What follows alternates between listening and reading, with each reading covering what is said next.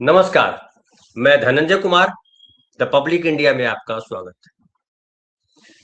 पिछले एक दशक से ज्यादा समय से सरकार जो है हिंदू राष्ट्र की बात कर रही है। भारत हिंदू राष्ट्र है और हिंदू राष्ट्र बनाने के लिए, ये हिंदुओं का राष्ट्र है ये बताने के लिए प्रधानमंत्री से लेकर के सामान्य नेता, सड़क के गुंडे सब बोल रहे हैं। लेकिन मौनी अमावस्या के दिन जो प्रयागराज में हुआ शंकराचार्य अभिमुक्तेश्वरानंद के साथ, वो बेहद दुर्भाग्यजनक। और मुझे लगता है कि वो हिंदू धर्म के मानने वालों के लिए बेहद अपमानजनक है। मैं धर्म में बहुत ज्यादा बिलीव नहीं करता हूँ, ये मेरी व्यक्तिगत बात है। लेकिन मैं देखता हूँ कि हमारे आसपास, चाहे हमारे घर में हो, हमारे पड़ोस में हो, पढ़े लिखे हो, नहीं पढ़े लिखे हो, गांव के लोग हों, सबों की धर्म में आस्था है, अपने अपने धर्म में आस्था है। मुझे मेरी दादी याद आती।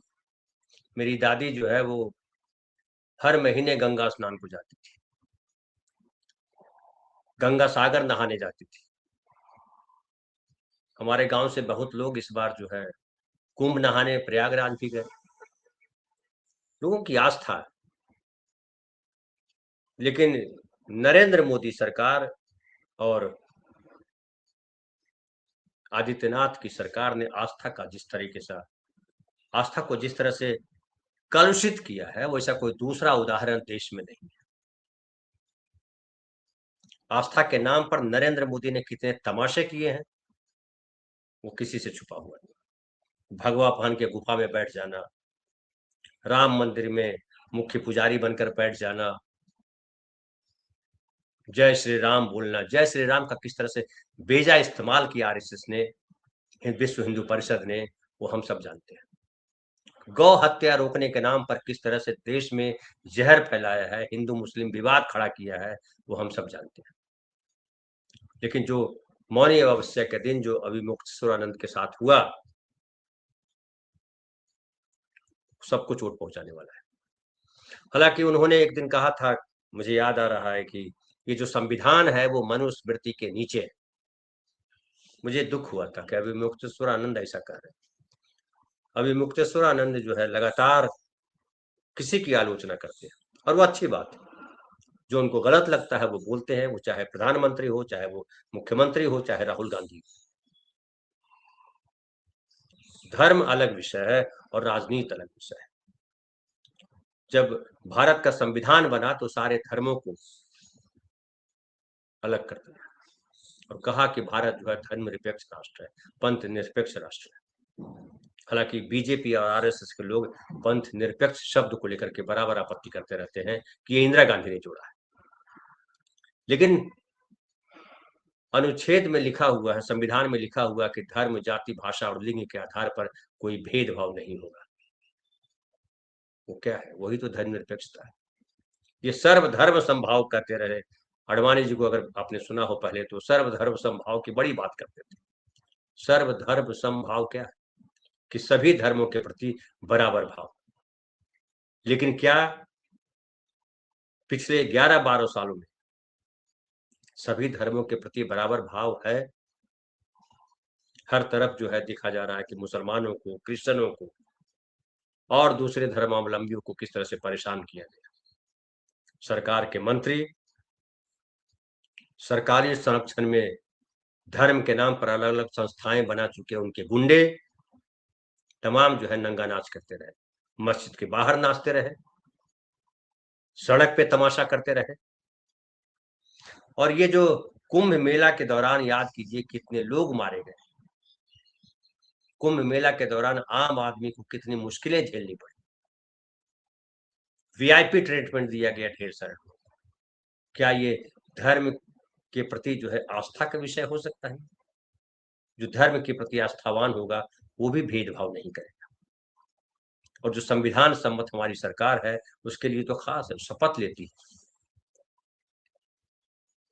कि संविधान की शपथ लेने का मतलब होता है कि आप सबको बराबर समझेंगे, व्यक्ति की गरिमा को पहचानेंगे। संविधान ने हर व्यक्ति को बराबरी का दर्जा दिया है। अब जो मेला लगता है, मेले में जो लोग जाते हैं, वहां धर्माचार्य हैं, जो शंकराचार्य हैं, उनको विशेष, या जो साधु संत है, जो अखाड़े के लोग हैं, उनको विशेष स्थान दिया गया है। आज से नहीं, जब संविधान लागू हुआ था तब से, उसके पहले से नेहरू ने भी उनकी प्रतिष्ठा की। लेकिन नरेंद्र मोदी सरकार, आदित्यनाथ की सरकार ने क्या हाल किया अभिमुक्त सर्वानंद का, वो देखिए। मौनी अमावस्या के दिन की वीडियो बहुत सारे वायरल है, और खुद जो है स्वामी अभिमुक्तेश्वरानंद कह रहे हैं कि उनके लोगों को मारा गया। उन्होंने कहा कि जो है हमारे जो बच्चे हैं उनको पीटा गया, उनके नाक से खून बह रहा था, मैंने अपनी आंखों से देखा कि वो मार रहे थे पुलिस वाले।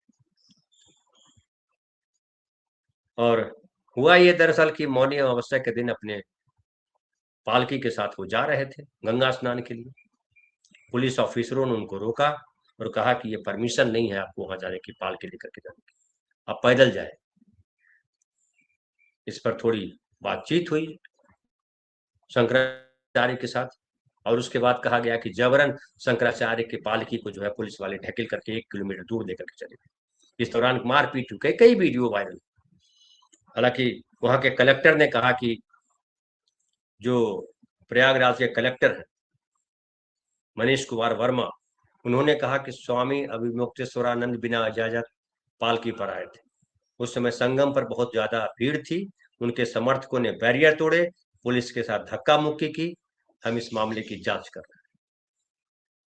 लेकिन शंकराचार्य ने उस दिन भी और बाद में भी कहा उन्होंने कि ये जब मुख्यमंत्री झूठ बोल सकता है तो ये क्या है। उन्होंने आरोप लगाया कि प्रयागराज की मंडलायुक्त सौम्या अग्रवाल की तस्वीर दिखाते हुए कहा कि अगर ये चाहती तो कल ये स्थिति संभाल सकती थी। इन्होंने मीडिया को झूठ और भ्रामक जानकारी दी। ये झूठ क्यों न बोला, क्यों न बोले, जब मुख्यमंत्री झूठ बोल सकता है। या आदित्यनाथ पे आरोप लगा रहा है, तो ये कमिश्नर झूठ क्यों न बोले। शंकराचार्य ने गृह सचिव आईपीएस मोहित गुप्ता की तस्वीर दिखाई और कहा स्वयं शादी वर्दी में था, ये सबसे हैंडसम नजर आ रहा था, मैंने इसको देखा, यह गृह सचिव स्वयं अपने हाथों से डंडी बच्चों को मार रहा था, कल भी कोई ऐसा था जो ये सब देख रहा था। तो बाकायदा शंकराचार्य गुस्से में है। हालांकि उनको लेकर के मीडिया में कहा गया कि वो धरने पे बैठे हुए हैं, लेकिन उन्होंने कहा कि मैं धरने पे नहीं बैठा, बल्कि माघी मेले तक, माघी पूर्णिमा तक हम यहाँ ऐसे ही रहेंगे, ऐसे ही बैठे रहेंगे। और माघ मेला में आएंगे, लेकिन शिविर में प्रवेश तभी करेंगे जब प्रशासन गंगा स्नान करवाएगा। हमारा पक्ष है कि हम अपने शिविर में प्रवेश तभी करेंगे जब सभी 4 शंकराचार्यों और वैष्णवाचार्य को स्नान के लिए प्रोटोकॉल का निर्धारण नहीं हो जाता। अब कहा कि ये प्रोटोकॉल नहीं है, ऐसी परंपरा नहीं है। हालांकि शंकराचार्य कहते रहे कि ऐसी परंपरा है, तो अब वो कह रहे हैं कि परंपरा का प्रोटोकॉल तय करे सरकार। और उन्होंने कहा कि हमारे पास जो है हमारे वरिष्ठ गुरु भाई द्वारिका पीठ के शंकराचार्य स्वामी सदानंद सरस्वती का फोन आया था। उन्होंने कहा ऐसे मेला छोड़कर नहीं जाना चाहिए, सरकार तो चाहती ही है कि धार्मिक आयोजन का व्यवसायीकरण हो। ये देखिए सबसे इंपॉर्टेंट बात। ये दूसरे शंकराचार्य भी कह रहे हैं कि ये धर्म का, धार्मिक आयोजन का कमर्शलाइजेशन कर रही है आदित्यनाथ की सरकार और नरेंद्र मोदी की सरकार। और चाहे कॉरिडोर बनाने का मामला हो, चाहे और दूसरे मामले हो, तमाम जगह ये देखा जा रहा है कि धर्म का इस्तेमाल सत्ता के लिए किया जा रहा है। छोटे मोटे साधु या कोई बात कह जाने पर जो है भाजपा के नेता जो है उबल पड़ते हैं। कांग्रेस का नेता कोई बोल दे तो क्या क्या नहीं बोल देते। राहुल गांधी पर पिछले दिन जो है नरेंद्र मोदी जी ने क्या कुछ नहीं कहा। छठ का अपमान कर रहे हैं, धर्म का अपमान कर रहे हैं, हिंदू धर्म का अपमान करते हैं। लेकिन जो अभिमुक्तेश्वरानंद के साथ हुआ, जो वीडियो देखा गया, क्या शंकराचार्य का वो सम्मान है? वो जो ढोंगी साधु है, जो कथावाचक है, बेसिकली वो शंकराचार्य नहीं है, वो साधु नहीं है, वो कथावाचक है, जिसने भेष धर लिया है हिंदू धर्म के आचार्य का। उसके पांव छूते हैं आदित्यनाथ, उसके पांव छूते हैं नरेंद्र मोदी, और उसके पांव छूने के लिए भेजते हैं राष्ट्रपति महोदय। लेकिन शंकराचार्य जो हिंदू धर्म के बड़े धार्मिक गुरु हैं, उनकी कोई सुनवाई नहीं, उनके साथ धक्का मुक्की करेंगे। तो क्या ये हिंदू धर्म का अपमान नहीं है? ये सबसे महत्वपूर्ण बात है। और ये, हालांकि देखिए, शंकराचार्य को लेकर के भी बहुत सारी बातें कर रहे हैं। ये खास देखा गया है कि पिछले कुछ सालों से, जब से नरेंद्र मोदी जी आए हैं, तब से एक ट्रोलर गैंग छोड़ा जाता है जो किसी को नहीं बख्शता है। वो क्या मजदूर, क्या किसान, क्या पत्रकार, क्या नेता, क्या साधु संत, सब पे कीचड़ उछालने का काम कर रहा है। और ये जो ट्रोलर गैंग है, ये प्रायोजित है।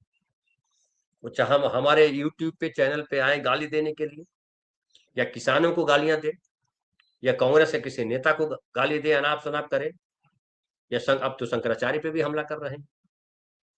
तो इनका मकसद, धर्म में इनका कोई बिलीव नहीं। और उन्होंने कहा भी, शंकराचार्य ने, कि 11 तारीख को संत सम्मेलन होने जा रहा है, 11 मार्च को, दिल्ली में गौ रक्षा के लिए। उन्होंने कहा कि गौ रक्षा के लिए हमने जो है कहा कि गौ रक्षा की जाए, लेकिन कोई नहीं आया। मंदिरों के तोड़े जाने पर उन्होंने सवाल उठाया। और बताया जा रहा है कि शंकराचार्य जो है, जहां पुलिस उन्हें छोड़ गई थी वहीं बैठे हैं, कई घंटों से अन्य जल ग्रहण नहीं किया है। संविधान ने कहा है कि हर नागरिक की कीमत बराबर है, हर नागरिक बराबर है, लेकिन व्यवहार में वो बराबरी नहीं दिखाई पड़ती। तो फिर शंकराचार्य को बराबर करने की कोशिश क्यों की जा रही है? और शंकराचार्य के साथ जो हुआ, वो बिना मुख्यमंत्री या प्रधानमंत्री की सहमति के नहीं हो सकता है। किसी पुलिस वाले की हिम्मत नहीं है कि शंकराचार्य का अनादर करे। आप याद कीजिए, जो जब कांवड़ यात्रा निकल रही थी, जब वहां निकली, कितनी कितनी घटनाएं हुई, कितनी मारपीट हुई, और पुलिस वाले हाथ जोड़ते नजर आते थे। उन कांवड़ यात्रियों पर पुष्प वृष्टि हुआ करती थी, और शंकराचार्य को धकिया करके आप बाहर निकालेंगे, इसलिए कि वो आपके खिलाफ बोलते हैं, इसलिए कि आपकी आलोचना करते हैं, इसलिए कि आप जो चाहते हो कि हिंदू धर्म के ठेकेदार हम ही हैं, हम ही तय करेंगे कि हिंदू धर्म क्या है, हम ही तय करेंगे भगवान की पूजा कैसे होगी, और वो उसका विरोध करते हैं। इसलिए तो हिंदू धर्म क्या आरएसएस की बपौती है? हिंदू धर्म क्या बीजेपी के लोगों की बपौती है? ये कभी सनातन बोलते हैं, कभी हिंदू बोलते हैं, और ये हिंदू धर्म को बदनाम कर रहे हैं।